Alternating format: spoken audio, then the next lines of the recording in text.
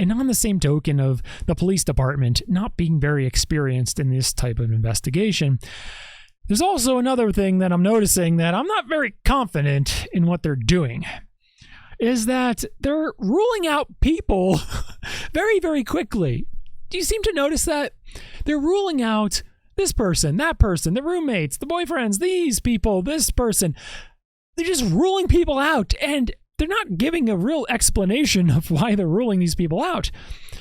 If you think about it, why are they ruling them out? I mean, how could you actually rule them out? Do you have footage of them at this location and it's proof that they were there? Or maybe are you just, interviewing them and you kind of get a sense that, oh yeah, they seem innocent. They don't seem like they've done it.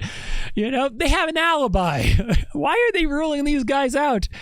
And if they were a more experienced police force, I would trust their judgment a little bit more. But with this police force, I don't.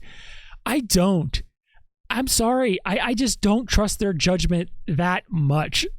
I mean, I kind of hope that they have some sense of being able to rule people out effectively, but I'm not very convinced of it at all. I'm not. With a case like this, that seems to be done by an experienced person, and also it could be done by someone who is a professional, meaning possibly a hitman.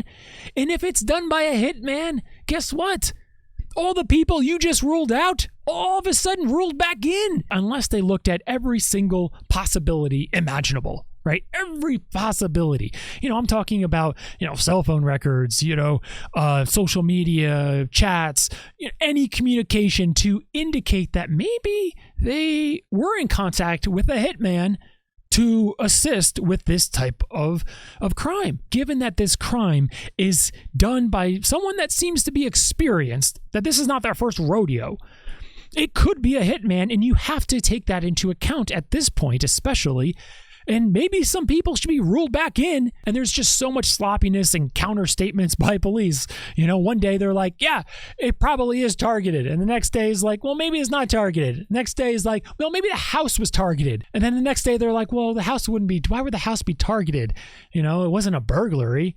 Why would the house be targeted? And the next day they're like, well, maybe the kids were targeted. It's just like one thing after another, which again, brings us to feel like, oh boy, I don't think they know as much as they're making it seem they know, because they're just giving so many counter statements and conflicting statements. I've never seen something like this.